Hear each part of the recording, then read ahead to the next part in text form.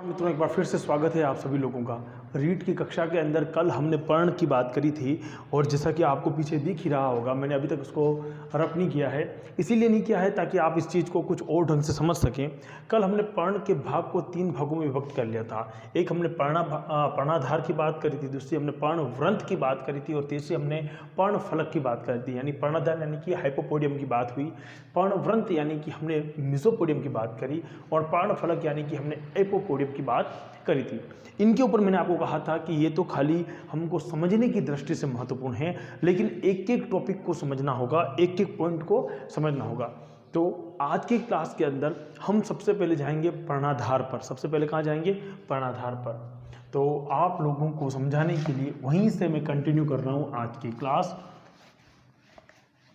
आप लोग जिन्होंने भी यह वीडियो पहली बार देखा है तो पहला काम कीजिए कि अपने मित्रों को शेयर कर दीजिए, जितने भी मित्र हैं, क्योंकि विद्यार्थी कह रहे हैं कि हमको ढूंढने में बड़ा समय लग रहा है। तो आप इतनी सी हेल्प हमारी कीजिए ताकि ढूंढने में उनको समय नहीं लगे। और अगर आप पहले से इस चैनल को जानते हैं तो भी इसको शेयर कीजिए, उन लोगों की मदद कीजिए जो इस चैनल को खोज रहे हैं। चलिए, हमारे पास में हम बात कर रहे हैं आज सबसे पहले पर्णाधार की। पर्णाधार यहाँ पर वह संरचना जो तना यानी कि पर्णाधार, पर्णाधार इसे बोलेंगे अपन हाइपोपोडियम। किसे बोलेंगे अपन? हाइपोपोडियम। पर्णाधार या हाइपोपोडियम। तो क्या है, मैंने आपको कल बता चुका हूं कि फूली हुई मोटी संरचना जो पर्ण और तने से जोड़ती है तब विभज्योतक और कैसी होती है? लचीली होती है, विभज्योतक से बनी हुई लचीली होती है। अब इसको थोड़ा सा यहाँ पर समझने की आवश्यकता है। डेफिनेशन यहाँ पर मैंने दे दी है आपको, तो समझाने की मुझे ये आवश्यकता है कि पर्णाधार क्या है। ये वाली संरचना है जो कि फूली हुई और मोटी सी संरचना है। तो कैसा है ये फूली हुई मोटी संरचना? तो लिख देंगे अपन फूली हुई मोटी संरचना। हालांकि मैं कल करा चुका हूं इसलिए बार बार लिखने की आवश्यकता नहीं। और ये क्या है? तने को और पत्ते को जोड़ने वाली संरचना है। इसमें भी अब अपने पास में जो पर्णाधार है उसके निम्न भाग है। यहाँ पर्णाधार के प्रकार हैं, तो अपन क्या लिखेंगे? पर्णाधार के प्रकार। क्योंकि जो चीज़ पढ़ चुके हैं उसको डायरेक्ट वापस पढ़ने की जरूरत नहीं, पर्णाधार के प्रकार ही पढ़ लेते सीधे, है ना। तो पर्णाधार के कितने प्रकार हैं या कितने भाग हैं? तो सबसे पहले हमारे पास पर्णाधार क्या आता है? स्थूलाधार पर्णाधार। स्थूलाधार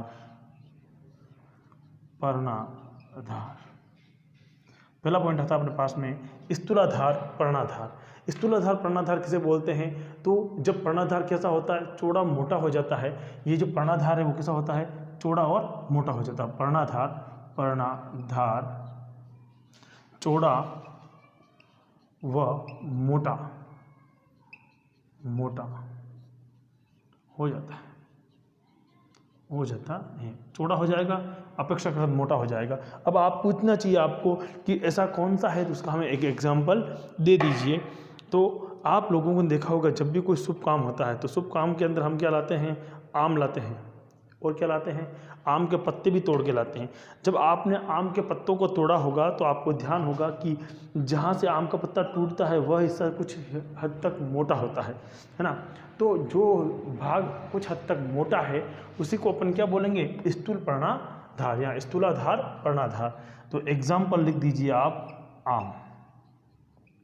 आम का वैज्ञानिक नाम आप जानते ही हैं, मंजीफेरी इंडिका या मंजीफेरी इंडिका नाम है। तो ये सबसे पहले आता है हमारे पास में स्थूलाधार पर्णाधार। स्थूला पर्णाधार कैसा होगा?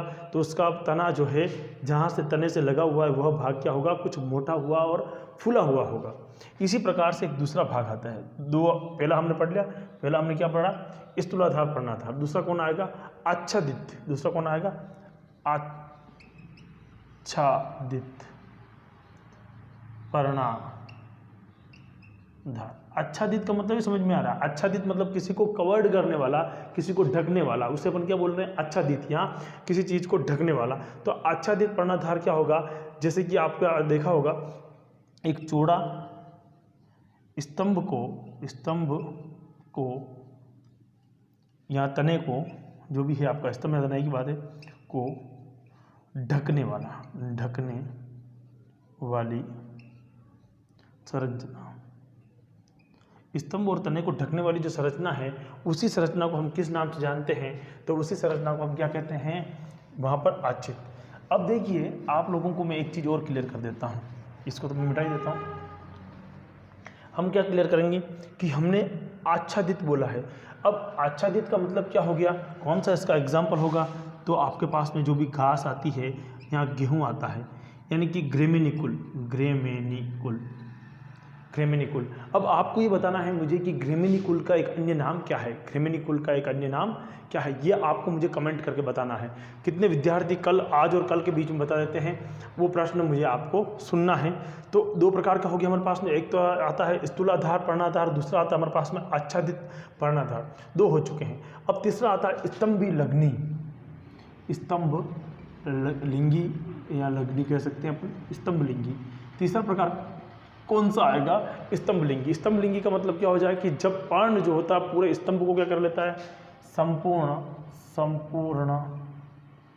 स्तंभ को आवरित करता है, आवरित करता है। संपूर्ण स्तंभ को क्या कर देता है? आवृत करने का काम करता है। जब संपूर्ण स्तंभ को आवृत कर देता है तो इसे हम क्या बोलेंगे? स्तंभ लग्नी के नाम से जानते हैं। कौन सा एग्जाम्पल होगा इसका? तो पॉलीगोनल। एग्जाम्पल क्या हो जाएगा? पॉलीगोनल। तो संपूर्ण मतलब क्या हुआ?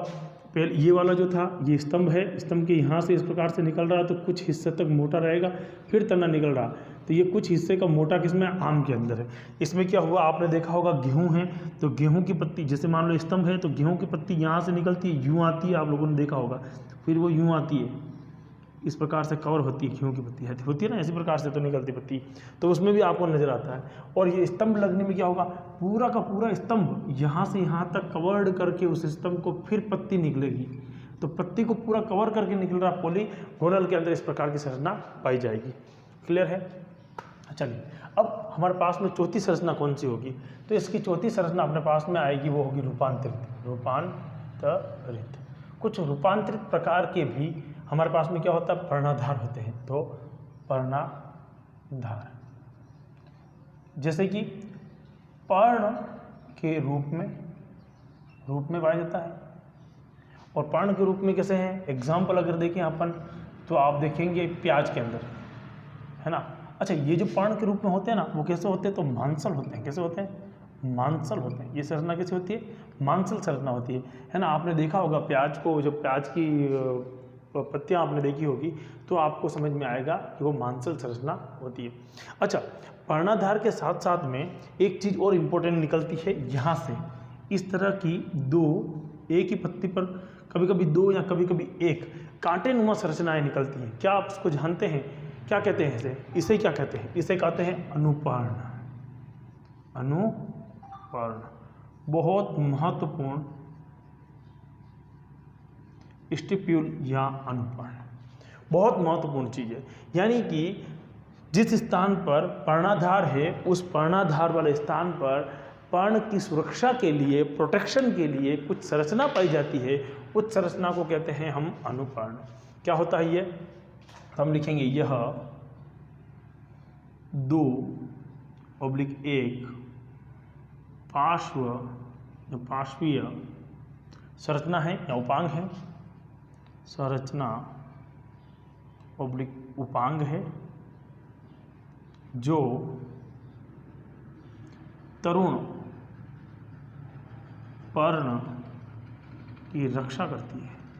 जैसे नया नया पत्ती निकल रही है यहाँ से, और अगर ये नहीं होंगे तो कोई कीड़ा मकोड़ा खा जाएगा या किसी प्रकार से इसको हानि पहुँच सकती है, तो वो दो कांटे की तरह संरचना पहले से निकली हुई होती है इस तरह से, तो बीच में से पत्ती निकल जाएगी। हालांकि पत्ती उसके बाद में बहुत बड़ी हो जाती है, और जो अनुपर्ण है जो क्या हो जाते हैं? छोटे रह जाते हैं। स्टिपल्स जो होते हैं वो क्या होते हैं? छोटे रह जाते हैं, लेकिन बड़े ही महत्वपूर्ण होते हैं। इसी के आधार पर हम किसी भी पर्ण को दो भागों में बांट देते हैं। कितने भागों में बांटते हैं? दो भागों में। तो पर्ण को हम कितने भागों में बांट सकते हैं? पर्ण के भाग कितने कर सकते हैं अपन? तो मूलतः दो भाग बांट सकते हैं।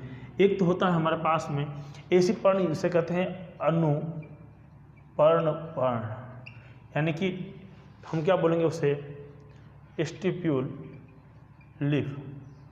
दूसरी क्या होती है? अनुपर्ण जिसमें क्या नहीं होगी, अनुपर्ण नहीं होगी। इसमें लिख देंगे अनुपर्ण, अनुपर्ण यानी कि स्टिप्यूल नहीं होती, नहीं होती। इसमें क्या होता है, अनुपर्ण होता है, अनुपर्ण पाया जाता है, पाया जाता है।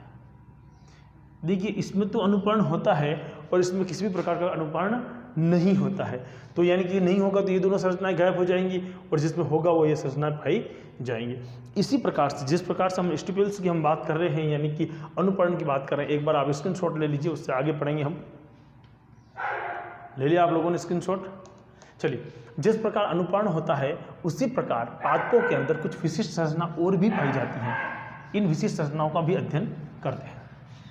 देखिए पादपों में जिस प्रकार अनुपर्ण के साथ साथ में एक होता है हमारे पास में लिग्यूल।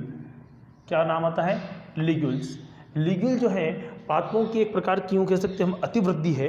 पादपों के अंदर पर्ण के ऊपर पाई जाने वाली एक प्रकार की क्या है, अतिवृद्धि है, जो उसको क्या करती है, पर्ण को कवर करने का काम करती है। तो लिख देते हैं, क्या लिखेंगे कि एक प्रकार की अतिवृद्धि है, यानी कि एक बीजी पादपों में पाई जाने वाली अतिवृद्धि, पाई जाने वाली अतिवृद्धि क्या कहलाती है, लिग्यूल्स कहलाती है या लिग्यूल्स कहते हैं। इसे हम देख सकते हैं कि लिग्यूल्स जो होता है एक प्रकार की अतिवृद्धि। अतिवृद्धि का मतलब क्या हो गया, एक चपटी सी संरचना है, यूँ समझ लीजिए, जो कुछ भाग बाहर निकला हुआ होता है, पर्ण की रक्षा के लिए होता है। ये जितने भी चीज़ें पढ़ रहे हैं उनमें से प्रश्न बनते हैं। अब क्या क्या प्रश्न बन सकते हैं उनको भी समझ लेते हैं एक बार। जैसे कि वो पूछेगा कि स्तंभ लिंगी है ना, स्तंभ लिंगी किस प्रकार की, या पर्णाधार किस प्रकार का उदाहरण क्या है, तो पॉलीगोनल है। या रूपांतरित पर्णाधार के अंदर जो मांसल संरचनाएं पाई जाती है वो किसका उदाहरण है, तो प्याज का उदाहरण है। अनुपर्ण पर तो यूँ समझ लीजिए कि हर बार प्रश्न बना है तो कहीं ना कहीं बन ही जाएगा। अनुपर्ण या स्टिप्यूल्स क्या होते हैं, तो दो प्रकार की विशिष्ट संरचनाएं जो पर्ण की रक्षा करने के काम करती है प्रारंभ में। अगर जिनमें अनुपर्ण नहीं पाई जाती उन्हें क्या कहते हैं, तो अनुपर्णी कहते हैं। पाई जाती उन्हें क्या कहते हैं, अनुपर्णी पर्ण के नाम से जानते हैं। इसी प्रकार से लिग्यूल्स क्या है, तो एक बीजपत्रियों के अंदर जो विशिष्ट प्रकार की अतिवृद्धि पाई जाती है उसे हम क्या कहते हैं, उसे हम क्या कहते हैं, अनुपर्ण के या लिग्यूल्स के नाम से जानते हैं। देखिए कुछ प्रकार के अनुपर्ण जो हुए उनमें से एक पॉइंट और लिख देते हैं अपन, तो इसकी बात होगी। जो अनुपर्ण हैं या स्टिप्यूल हैं उनके प्रकार पर अगर कोई पूछे तो एक होता है हमारे पास में स्वतंत्र प्रकार, यानी लिखेंगे स्वतंत्र अनुपर्ण। क्या लिखेंगे, स्वतंत्र अनुपर्ण। कुछ अनुपर्ण ऐसे होते हैं जो स्वतंत्र होते हैं इस तरह से, और बीच में से क्या निकलेगा हमारे पास में, पर्णाधार। बीच में से पर्णाधार, फिर पर्णवृंत निकल जाएगा और उसके बाद में पत्ती लग जाएगी ये बड़ी सी। आप समझ गए मेरी बात को। ये जो कांटे जैसी संरचना दिख रही है वो कैसी है, जब स्वतंत्र हो तो इसे ऐसा अनुपर्ण जो स्वतंत्र हो उसे क्या बोलेंगे, स्वतंत्र अनुपर्ण के नाम से जानेंगे। और स्वतंत्र अनुपर्ण के नाम से आप जानेंगे तो उसका एग्जाम्पल भी आपको जानना चाहिए, कपास। तो पूछा जा सकता है ऐसा कौन सा स्टिप्यूल्स हैं या ऐसा कौन से अनुपर्ण हैं जो कि स्वतंत्र प्रकार के होते हैं, या कपास में किस प्रकार के अनुपर्ण पाए जाते हैं, ये प्रश्न पूछ सकते हैं। सेकंड ग्रेड वाले विशेष ध्यान दें, रीड की क्लास है लेकिन आप लोगों के लिए अति महत्वपूर्ण है क्योंकि इसमें से प्रश्न पूछेगा। मैं आपसे एक प्रश्न और पूछ लेता हूँ, कपास का वैज्ञानिक नाम क्या है, कपास का वैज्ञानिक नाम क्या है। आप लोगों को मुझे उस कमेंट बॉक्स में लिखकर सेंड करना है। देखता हूँ कितने का अध्ययन कर रहे हैं आप, कपास का वैज्ञानिक नाम क्या है। आज का मेरा दूसरा प्रश्न है, जो भी प्रश्न दे रहा हूँ उसको लिखिए और अगर आपको नहीं समझ में आता तो दूसरी क्लास में उसको पूछिए, है ना। अनुपर्ण के बारे में बात हो चुकी है और अनुपर्ण की अपन ने बात कर ली, लिग्यूल्स की अपन ने बात कर ली। लिग्यूल्स के अंदर हम पूरा कंप्लीट पढ़ने के बाद में एक छोटी सी बात ये आई थी कि अनुपर्ण क्या है, तो स्वतंत्र प्रकार के भी होते हैं। और उसके साथ साथ क्या कैसे होते हैं, ये तो स्वतंत्र प्रकार के, अनुपर्ण स्वतंत्र हो गए। और दूसरा प्रकार का होता है संलग्न प्रकार का, संलग्न। संलग्न अनुपर्ण का मतलब क्या होता है, कुछ ऐसे अनुपर्ण होते हैं जो कि उसी के साथ में जुड़े हुए रह जाते हैं। अनुपर्ण कुछ कैसे क्या होते हैं, संलग्न। आपने देखा होगा नींबू के अंदर इस प्रकार से पत्ती हुई, फिर इस प्रकार की पत्ती हुई, तो ये जो संरचना बन रही है उसे क्या बोलेंगे, संलग्न। तो उदाहरण के लिए आप नींबू को समझ चुके हैं कि नींबू ही उसका एग्जाम्पल है। तो एक बार इसका भी स्क्रीनशॉट ले लीजिए आप फटाक से, कंप्लीट। चलिए, ये थी पर्ण की कुछ बातें। पर्ण के अंदर जो पहला पर्णाधार था उसको हमने पढ़ा। अब पर्णाधार के बाद में हमें पर्णवृंत पढ़ना है, क्या पढ़ना है, मीजोपोडियम यानी कि पर्णवृंत पढ़ना है। और इसकी क्लास होगी कल यानी कि रविवार के दिन। आप सभी लोग तुरंत प्रभाव से इसको अध्ययन कीजिए। कल हम उसके बारे में रणनीति भी बताएंगे किस प्रकार से पढ़ना है और क्या करना है। जय हिंद, जय भारत।